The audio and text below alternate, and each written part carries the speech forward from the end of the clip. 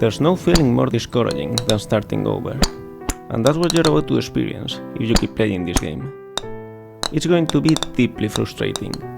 You might trade some of that frustration for disappointment if you are willing to admit that the mistake was yours and only yours, but the feeling will only get more intense the longer you play. You're going to want to quit playing, and every time you don't, every time you find the strength to keep going, you will only be setting yourself up for a bigger fall. And if you manage to get to the top, will that make you feel good? Will you feel that it's all being worth it? I think you will.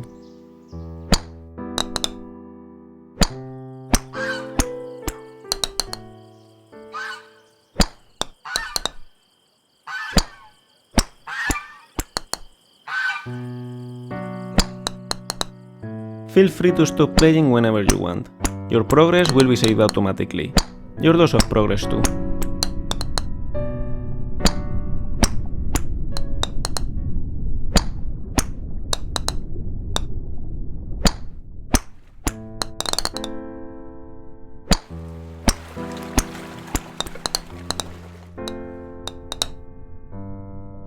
This game is a different take on a game that came out in 2017 titled Getting Over It with Bennett Foddy.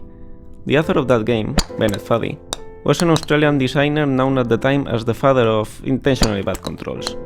Weird, unresponsive, and hard to understand, intentionally bad controls are bad in the sense that they are suboptimal for the task at hand, making a challenging and infuriating experience of what otherwise could well be a walk in the park. And yet, they often make for amusing games. In Getting Over It, your task is simply to climb up a mountain, but dragging yourself with a hammer while sitting inside a cauldron.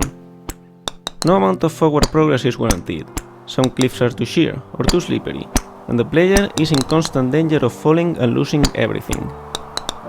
I watched a video of Bennett Foddy playing his own game, and it was interesting to see how erratically he approached his own challenges. He knew it was possible to overcome them, and he knew the movements he needed to execute. So he will make an attempt, but he will fail, without a clear reason why. So he will try again, exactly the same movements he attempted the first time.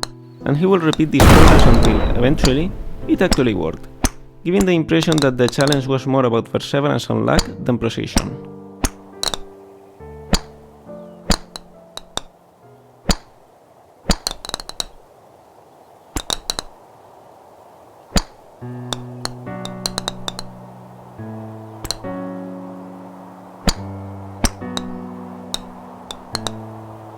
In Getting Over It, Bennett Foddy claims that frustration is essential to the act of climbing, but I disagree.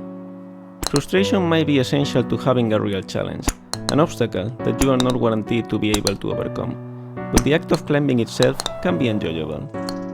Climbing in Getting Over It is not frustrating because you can easily fall down and lose all your progress, but because controlling the main character is infuriating.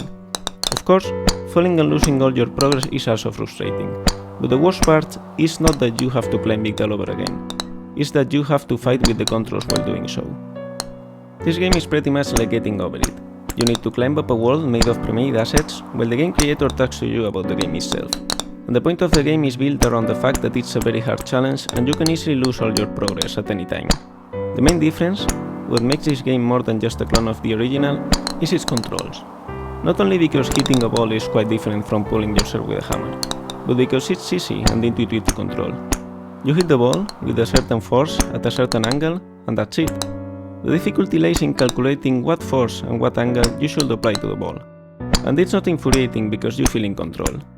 If the ball doesn't land where you wanted, you know it's because you did the wrong calculations, and you feel that you can do it better if you try again.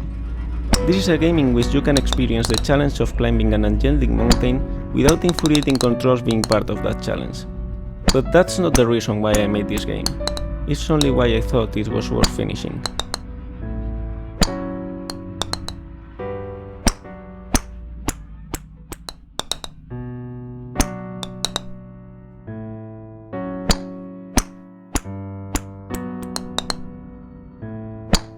So, why did I make this game? I was lying in bed, thinking of an unusual concept for a golf game. It had nothing to do with this one, except for the fact that it will be challenging and potentially frustrating. I was considering if that frustration will be similar to that of Getting Over It. And then, a title just popped up in my mind. Golfing over it, with Alba Mayo.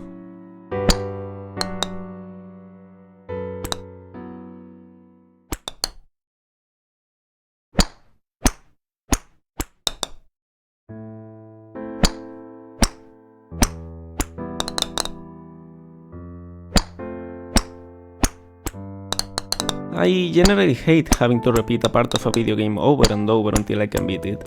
Avoiding that is probably the main point of my design philosophy. So why did I make this game? The truth is, it was an accident, like an unplanned pregnancy. After coming up with the title, I wanted to test the concept, just to see what it would feel like. I created the ball and the controls, then I started building and testing the world. And it was fun. It was so much fun. I got into a deep state of flow. I worked all day, forgetting to eat, not wanting to sleep.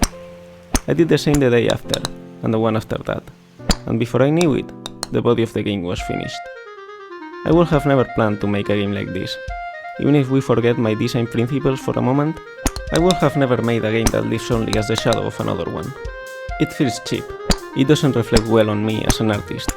And yet, I couldn't bring myself to stop there, to delete the game and move on.